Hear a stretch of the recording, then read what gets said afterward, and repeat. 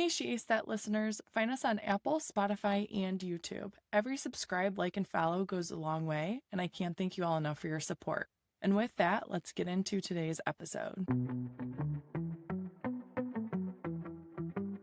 Hey everybody, welcome back to She Said. It's your host Alexandra, and today I have a super special guest, one of my good friends, Kathryn, who's coached high school volleyball with me and inspires me in more ways than I can ever say. She is currently a boys high school coach, which is a topic I've been really looking forward to getting into. So with that, Kathryn, welcome to She That. Oh my gosh. Thanks so much for having me. I'm so excited to be here. You've been doing something pretty unique.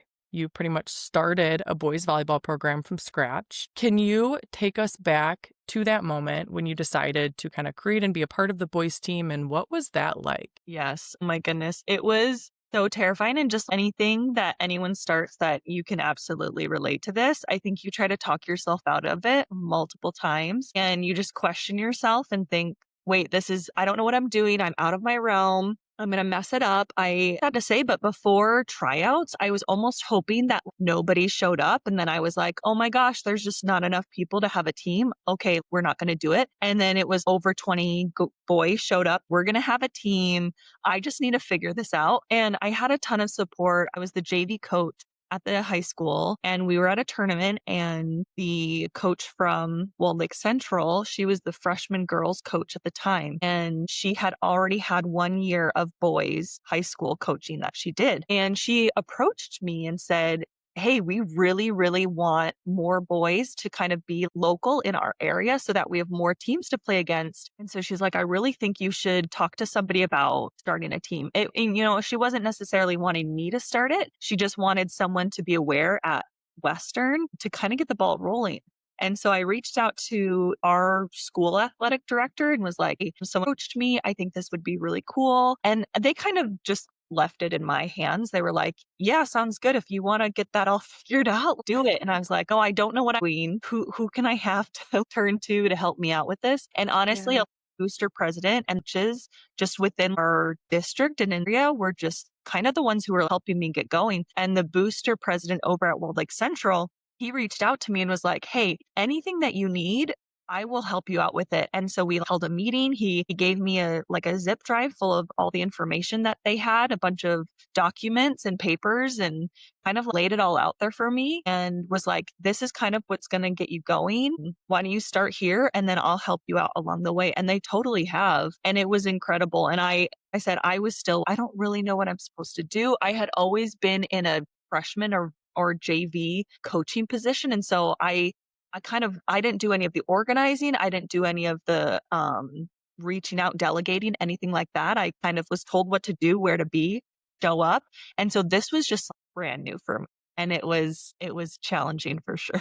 Because it's like being a varsity program lead, right, of an entire program. Like, you're responsible for this entire program. You're responsible for all the players. You're responsible for the matches and making sure that everything's aligned. I will say, it is really cool, though, to have the support of starting something like that, because obviously funding is probably always a conversation and support is always a conversation of, okay, am I even set up in this school district for success to start a new sport? Like, you really are starting a whole new sport for boys. And there's so many school districts that still now don't have that, right? And I Yeah. think it's also really cool that so many boys programs have been more up and coming. You see it more now than ever. And that should be a thing. That should be an option for them to be able to play if they love it. I know like California's maybe had that a little bit longer and some other states have been more supportive of it. But in Michigan, it was very rare until I got to the Michigan State Club where, oh yeah, there's a club men's team. And I'm like, Right. oh yeah, that makes sense. You know, they're not playing football in the fall. They're not playing soccer. What could I do that I still find passionate? And I love that volleyball's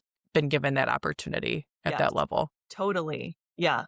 Yeah. And it's funny because I had reached out to some people like, hey, do you want to help me out? Would you want to coach with me? Do you want to do this? And I feel everyone right now, we're pushing for, women's equality and we're pushing for women to be up there. And so it was kind of like a little different for me to be on the opposite end, being able to see kind of exactly what you're saying, providing opportunity and things for guys as well is just as important. And, providing a sport for them that they maybe have never done before, or people, we're trying to pull high school athletes who maybe not are even an athlete. They don't play any other sport. And so like providing opportunities for them to join a team, start something new, get out of their comfort zone. And so it's been really validating and seeing these opportunities and growth within these high school players, whether it is for girls or boys, and providing opportunities for, both sides, which is really, really cool. You have a really cool perspective of already, having a player background, having a coach background, but also the parent aspect. You are a mom to 3 boys, and Right. this is also giving them, whether they want to play volleyball at a competitive level or not, it's giving, your own children and the next generation an option. It's really cool to be able to connect from all of those lenses that you have.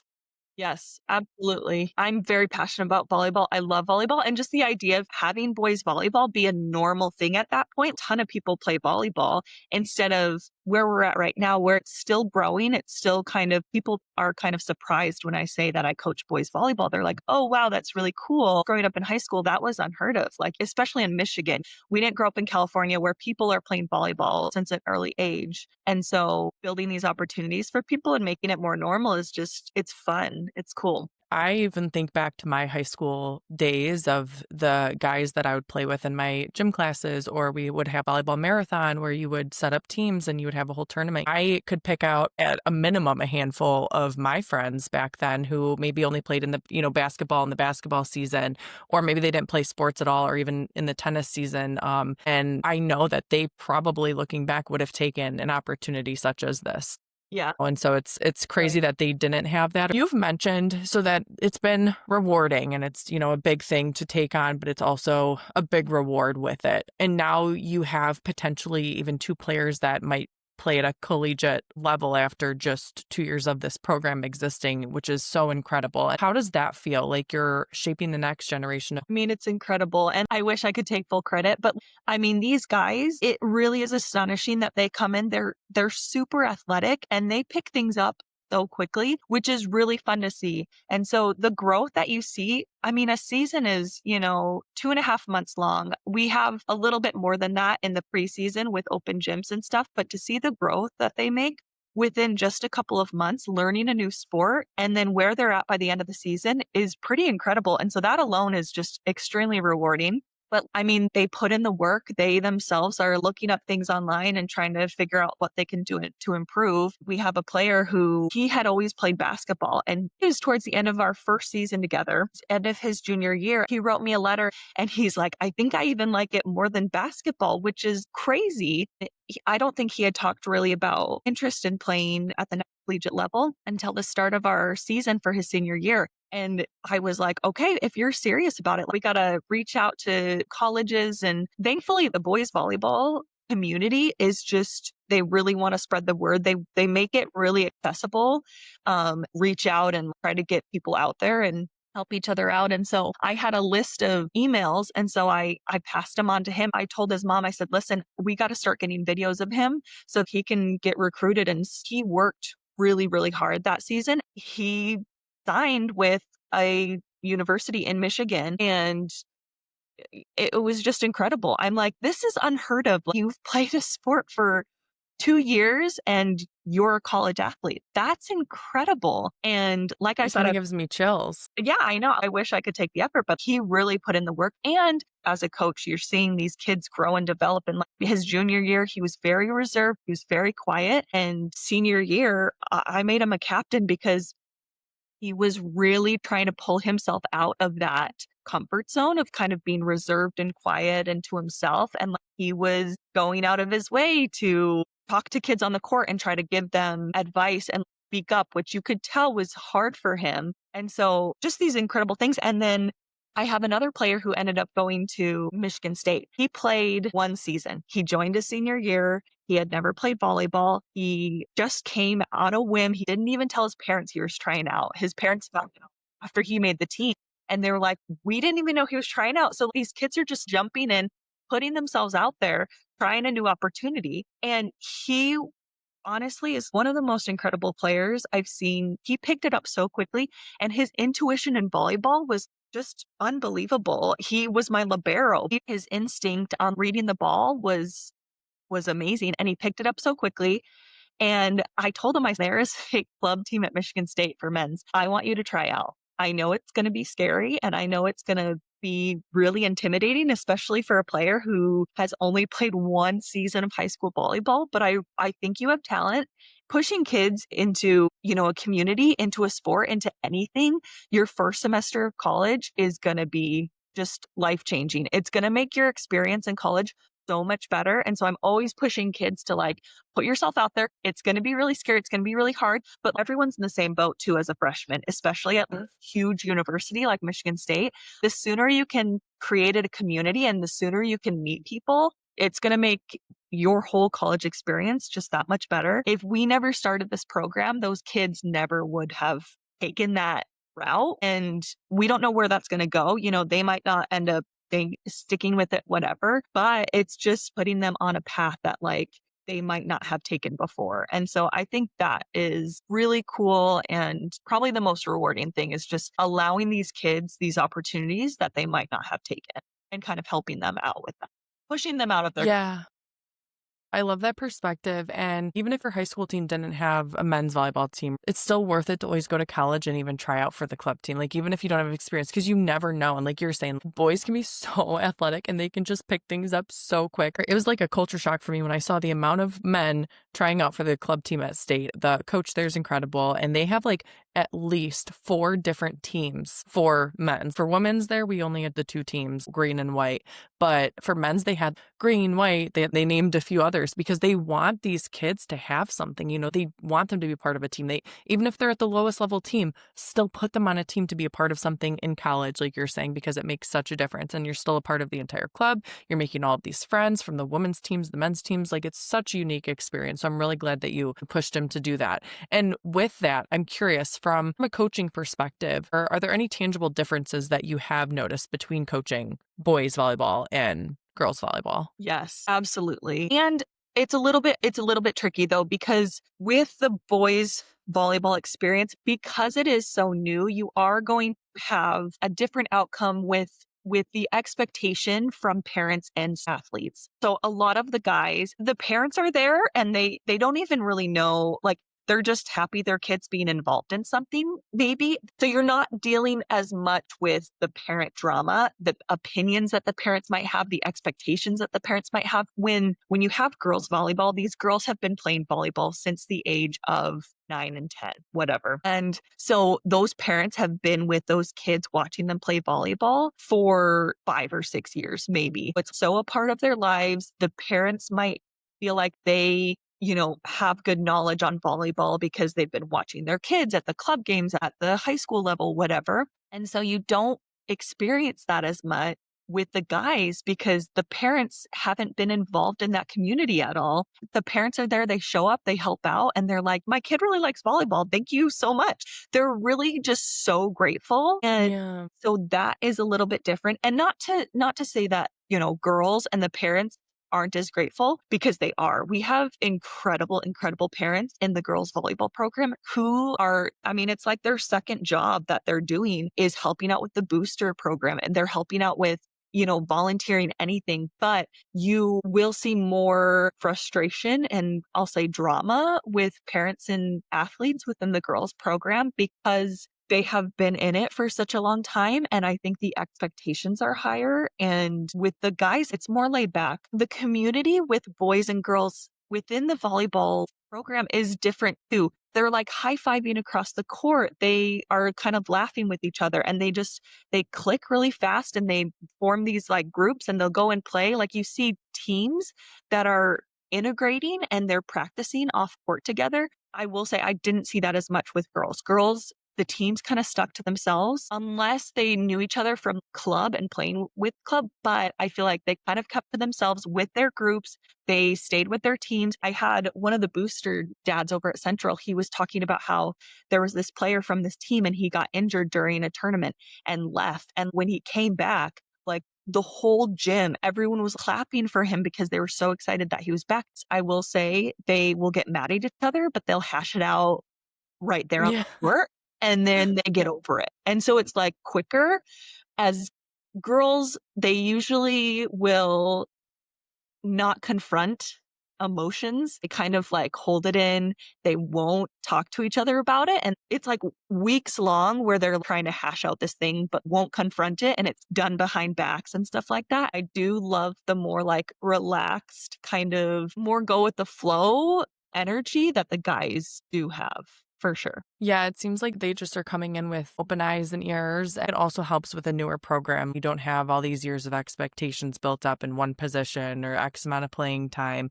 And they take it probably a little bit different too. I talked to Kyle about that too, just how different men and women handle things or how the sports teams dynamics are so different. In short, I guess it doesn't shock me at all that, you are having a little bit different of an experience with coaching the boys team, kind of having that presence there. I feel like when we're in high school, I even think back to my days, I learned the most from a volleyball IQ standpoint in college when I was actually more developed mentally, when I was accepting that these people are all actually better than me for the most part. I have so much to learn. I have so much to take on still. But back in high school, when you're stuck in that same team dynamic, similar girls every season, right? Because you're kind of moving up together if you are making a team, and unless you quit or whatnot. And you're almost like, oh, well, I do know it all in high school. And it's like, no, we really don't, and I feel like there's always stuff that we need to appreciate from our teammates and coaches of what more can we learn. Like, even if you're amazing at your position, even if you're amazing at serving, even if you're amazing at blocking, there's still little things to always improve on. And it's always interesting to see the dynamic too of how much they pull into that volleyball IQ, because sometimes you see men really just wanting to hit the ball, kill the ball, right? Like Yes. they want to be strong, they want to be tough. They don't care about as much of the technique or the finesse that comes with, the sport. And that's at least what I noticed, playing a club at state. So on that topic, like when it comes to practices, are you leveraging similar drills as for the boys teams that you did with the girls, or do you have to pivot at all? No, absolutely. Drills, I would say, are very similar. And it's funny because as you're talking, it makes me like guys can be so silly because of their athleticism. They'll see someone hop, spin, jump serve, and they're like, that is where I'm supposed to start at. And you're like, no, no, no, no, no. And so, like, a lot of my guys will be practicing, and every single one of them is trying to just mash the serve, top spin jump serve. And I'm like, no, like you've never surfed before. What are you doing? I want you standing and let's start with an easy float surf. I have to reel them in. We're starting at the basics because you think you can just start here and you cannot. Trying to like pull them back, that can be really difficult for them. Our first week of guys practice every time they are smashing and just running straight into the net and hitting the ball clear across the court. We have to clean this up because you will get injured. Throwing their arm, shoulder out because they're trying to top spin at like every single serve. And so that's a huge difference. I've had female and male coaches, and the male coaches that I've had that were players, their practice dynamics or how hard they're hitting or where they're hitting. Like it just was very eye-opening to see the difference in my coaches, the ones that like were just coming off the high of college. We were just getting like balls killed at us and we're like, okay, Yes. this isn't realistic. We are not going to be getting that type of hit or that type of like, situation. And it's just so funny to me, like the vast difference of, like you were saying, I don't know, maybe boys are pushing themselves out of the comfort zone to see what they're capable of. And then girls kind of are defaulting into what they're comfortable with Yes, and wanting to like be absolutely. strong in those skill sets, which isn't always a bad thing on either end, right? But like it'd be perfect if there was some sort of hybrid where it wasn't so extreme. Yeah, for guys, it's like we're controlling the intensity. We're trying to show them back to basics. And then girls, it's like, okay, you've been doing the same thing, serves, you've been serving the same way. We're trying to unbreak these habits that they've been doing for years to try to push them to like the next level. And so it's very different for sure. I did want to bring up, I know you have a coaching philosophy that kind of emphasizes, winning isn't everything. You really focus on building mentally strong athletes. So how do you specifically with high school boys, do you have to change those expectations? Like, how do you communicate that? Yeah, it's so hard. And I think, I mean, this is probably my philosophy because I do coach at a school where we are not necessarily the top ranked team in our conference or our district. Like, we, both boys and girls, like, we just are not the winningest team in our district. And so, like, trying to make sure that the girls and the boys understand that, like, Listen, there's been games where we have played our absolute best and we still did not win that game. So that's okay. And you have to be okay with it. You have to take away like, oh my gosh, what the energy of the team, how we work together, communication, our movement, like all of that. Sometimes it just happens. We do our best and we're still not going to win. But if you take that and you consistently are working with that, then you are going to win and just being okay with that. And that's really hard because, yeah, guys, they're super competitive. They get down really hard on themselves. And I think as a coach, you just have to stay positive and like reinforce that, we work together. We constantly communicate. We constantly try our best. And it will pay off eventually, and you'll see remarkable things in that, and that's really what you have to focus on, and keeping the dynamic on a volleyball court good, it can be such a challenge. It's really incredible as a coach when you are putting certain people on the court together, even just putting one person on can change the dynamic of the entire court. You could Mhm. have a terrible team that has really bad dynamic, that has really bad team energy and all of that, and you can still be winning in it. And I feel like you're going to take less away from being on that team than you would if it was the opposite, where you weren't winning as much, but you just, I mean, you were working together and you're focusing on all these other, dynamics as a team that are going to build you up and make things more beneficial for you, like more Yeah, rewarding, honestly. no, that's such a great point. I feel like this can come down to how your athlete handles criticism, how your athlete handles like your reaction to stuff. And I mean, with both boys and girls, as a coach, that is the most frustrating thing to see in an athlete is like the disrespect, the like not trying, like not wanting to be there because from our perspective, and me and my husband, we talk about this all the time because he is a coach as well. And it's like, listen, pouring so much energy into this for you guys. And then when you don't reciprocate that and you don't put your effort into it, it just feels like just exhausting and it feels so frustrating because you're like, why am I here?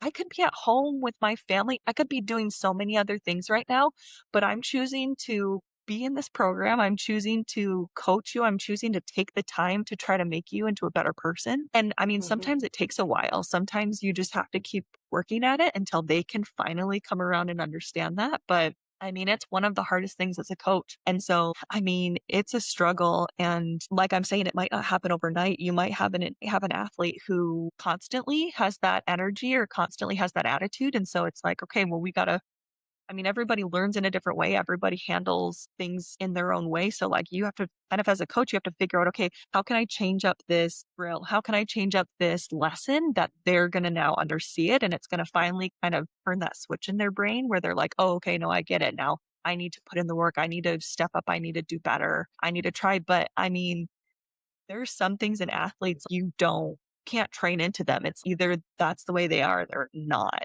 And so Mhm. you come across those athletes, and that's one of the hardest things too, because you're like, okay, I've done everything, and what else to do at this point? What's going to get to them? And so it's hard. It is, and I don't have the answer of what the threshold is of putting up with it either, right? When do you kick somebody off a team from attitude? When do you make those hard decisions that you never want to as a coach? We have never pinpointed somebody ahead of a season or during a season to be like, oh, yep, we're going to not play her. We're not going to give her the attention. And so that's what's hard is I think the genuineness and where we come from. We feel at a loss. And one thing that we would do at Michigan State would be at the beginning of the season, and this isn't a fix for anything at all, but when you're an adult, you kind of have to figure out how to communicate with your teammates best or with your coach best. We would go around in a circle and state, what is the best way to get feedback and criticism? How do you take it? Is it on the court in that split second when it happens? Are you going to look at the coach and want feedback in the moment? Are you the type of player that wants to get feedback after the game or at the next practice? Are you the type of player that needs it positive or negative? And again, that's not going to fix anything, but that just is a little bit more understanding, maybe to have that mutual understanding and expectation of, hey, I'm coming to you because you told me you appreciated this way. And if it's not working for you, it's on you as a player and as a coach, right? To speak up and have that open communication. Absolutely. And that's something that kind of worked for us. It didn't take away, the drama. It didn't take away the clicks. It didn't take away everything, but it just kind of helped that mutual understanding of if I'm telling you you need to work on something, it's coming from like a caring place, not from a mean place, especially as females. We are probably more sensitive to certain criticism and feedback, but at the same time, unless you really believe that you have nothing to improve on and you're the most perfect player and have zero errors on your stat sheets, like you Right. should be expecting the feedback and Yes. changes and lineup adjustments and always working hard. And obviously, playing time's a huge factor when it comes to attitude sometimes. I almost look at bench players because I've been that, right? I mean, varsity as a sophomore in high school. I was the only sophomore and I knew I wasn't going to be a starter. It just was not that, but they wanted to bring me up to train me. And I never thought twice about how much I played. Maybe partially I was scared to play on the court at that level. So I was like, okay, I'm fine being on the bench. But Yeah. I also had to recognize, like, hey, I'm the one that's keeping those girls that are the starting six working harder. Like, I'm the one that's pushing that girl to make sure she doesn't lose her spot. Mhm. And I think that almost says more than just automatically having a starting position, right? Like, if you aren't the top six, if you're not the top eight, then you're that next person, though, that still received that spot on that team, that still deserves to be there, still deserves to get those reps in practice, still deserves to be operating maybe at a higher level than, you could make JV and be operating at a similar level. But I think it's really cool to have the opportunity, though, to not be the top on your team. No, totally. That's Yeah, just I something I I think mean, about. that was me my sophomore year. I made Mhm, JV my sophomore year, mhm, had never played volleyball ever before. I got into volleyball because my best friend in high school, she played basketball in the fall and she did soccer in the spring and she needed a winter sport to keep her active. And so she said, "I'm trying out for volleyball and I want you to come with me so I don't have to do it by myself." She left tryouts after day 1. She hated it so much. And I was like, "Oh, I kind of like this." And so I stuck with the team, but because I had no experience, I sat probably the whole season. I was a bench player and I made a friend and we were like on the bench. We kind of like made it a joke together. We were like, we sat on the bench and we made cheers up. Like that was kind of like our job for the whole season. And I still like have those cheers in my head to this day. And so it's like all about perspective, exactly like you're saying. Okay, like how are we helping out our team? How am I being a part of this team? And I mean, you're not going to realize this when you're, a 15-year-old high school player, but like mhm. I want my team to be able to depend on me, and I might not be able to do that if I'm on the court and I'm not ready and I'm not playing to my capacity yet. And so recognizing that, okay, well, this is where I'm at right now. That's going to be best for my team. And that's really, really hard to say because, when you're in that position, you're just focusing on the negatives. You're just focusing on like, okay, I'm not good enough. When for both coaches and players as well, taking a step back. And when we're talking about attitudes, we're talking about kids who are struggling with trying or whatever and taking a step back and trying to see, okay, what else is going on in their lives that might be affecting this? They're busy in school. They have all these outside factors that are affecting their play.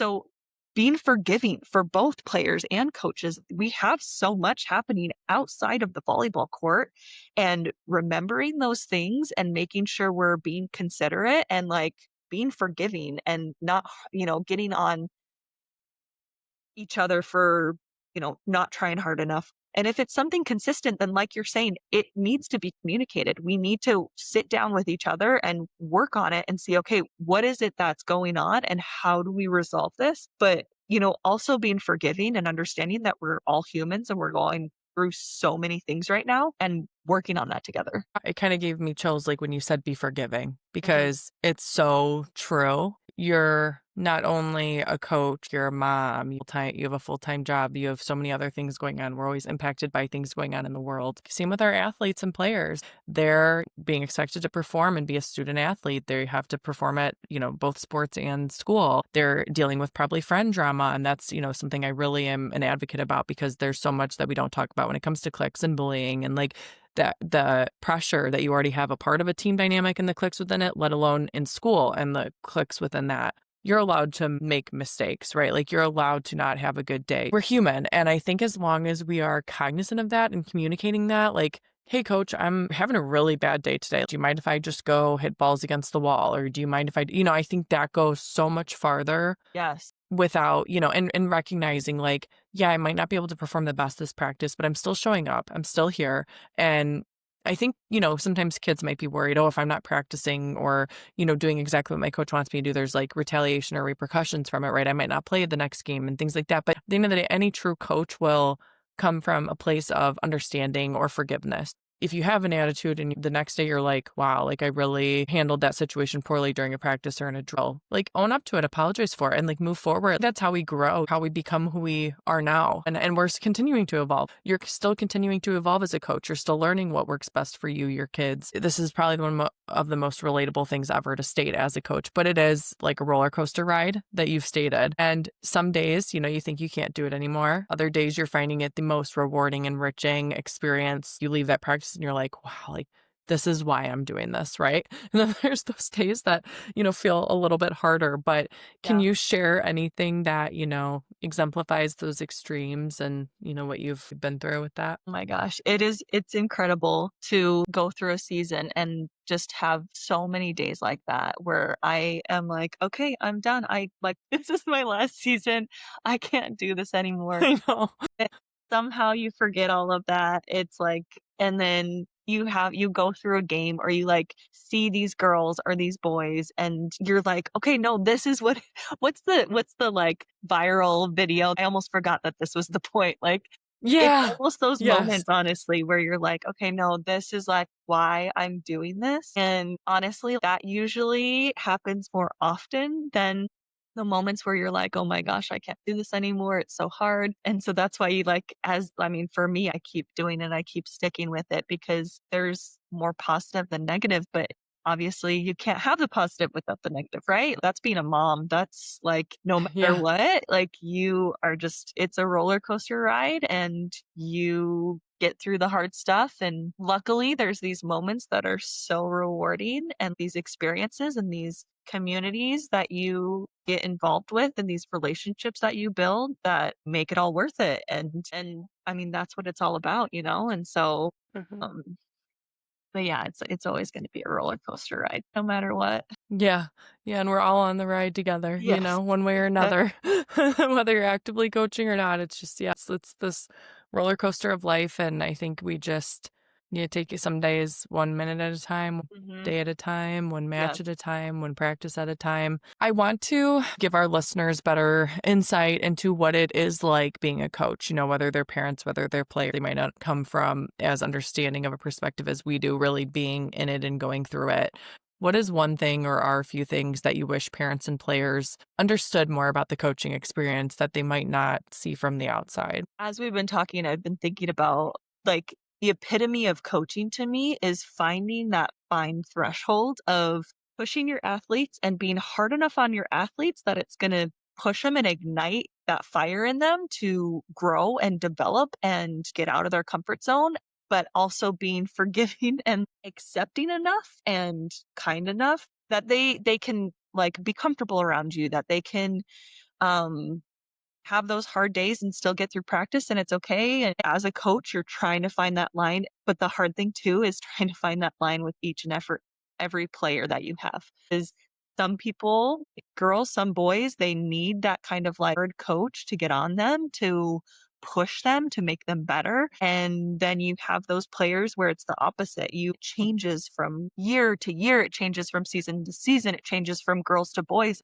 Honestly, I think there are so many parents who do understand that. I mean, we have incredible parents that we've had in our community at Western who, at the end of this, I mean, they're constantly just like so grateful. They're constantly like, listen, I know you're dealing with a lot. Like, we appreciate you so much. A message to parents is stay grateful. Like, I mean, that's funny to say from a coaching point of view because they're like, okay, yeah, but you're doing stuff that I don't agree with or I don't like or whatever. But I mean, we're trying, we genuinely are trying, and unless it's something where, like, it's harming the safety of your athlete or it's harming their mental health or something, then absolute parents need to be involved and parents need to be an advocate for their player, for their child, 100%. But for the most part, we're doing our best and we have a different perspective than you do. You're not at practices every day. You're not seeing all the things that go behind the scenes. Parents are becoming very much involved and they're trying to step in and kind of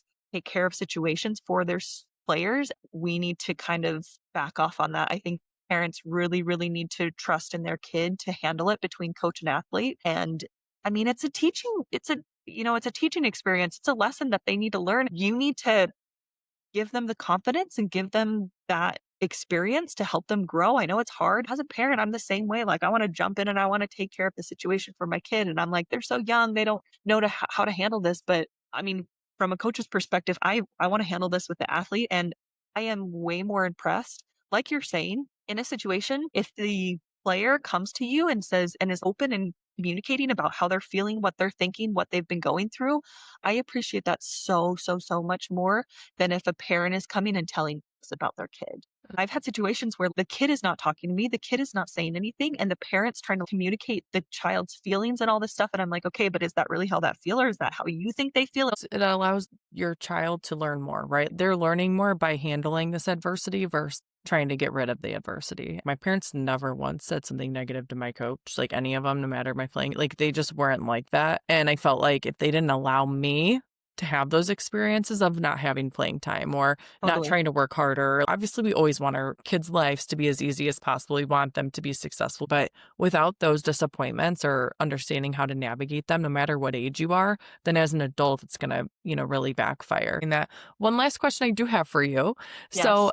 what advice would you give to somebody who is thinking about starting or coaching a new volleyball program or a new sport, Oh right? my gosh, just do it. It can be so intimidating. When I got pulled into coaching, it was at the heat of COVID. I was doing a favor for a friend who needed another coach to join the team, and I hadn't played organized volleyball since high school. I had kept up with it through intramural, through all these sort of things, through rec leagues and whatnot. But like, I forgot the techniques, I forgot the rules, I forgot. And honestly, you figure it out. You join programs online, you do a ton of research, you reach out to community, you reach out to friends around you and figure it out. And it's really challenging and it's really hard, but it's so rewarding. And in the end, it's like, oh my gosh, I'm so grateful I did that. Like for both boys and girls, I probably tried to talk myself out of coaching both times. And I mean, there's always going to be times where you're like, okay, no, I am out of league and you make mistakes and you mess up. I mean, I think I had talked to you about like the amount of times I had written my girls out of rotation during a game. And it's like the most embarrassing thing ever. Like it's gonna happen. And guess what? I got through it and I made it through and I'm still alive today. Just do it and take it slow. It took me years to really feel confident in coaching. Years before it was clicking and like things came naturally. It takes effort and it takes time and patience. But ultimately, like it's gonna be worth it. So if you're thinking about it, just do it and see how it goes. Sometimes you can't see the finish line and you don't know your path to the finish line, but it Mhm. doesn't mean it's not there, you know? And Yeah. sometimes we just can't, if we can't see it, we worry. But I think we just need to trust that, as long as you're leading with genuine intentions, as long as you're working hard and pushing forward, then what's there to lose, you And know? we would have never met each other if we didn't coach, and so, I like, that's know. the coolest thing is that these people that you meet along the way that you're like, "Oh my gosh, I can't imagine not knowing you." You go Yeah. down these paths and, like, that's what it's about. It's about building relationships and meeting communities and being a part of your area. It's always gonna be worth it. That's so true. You are my lifelong friend, and couldn't imagine life without you. So that's a great, great finishing point, and I appreciate that. Thank you, Kathryn, so much for joining. She aced that. We really appreciate it, and it's been such a wonderful conversation. Thank you. Thank you, thank you. You're the best. Thank you, everybody, for listening in, and we will see you next Wednesday.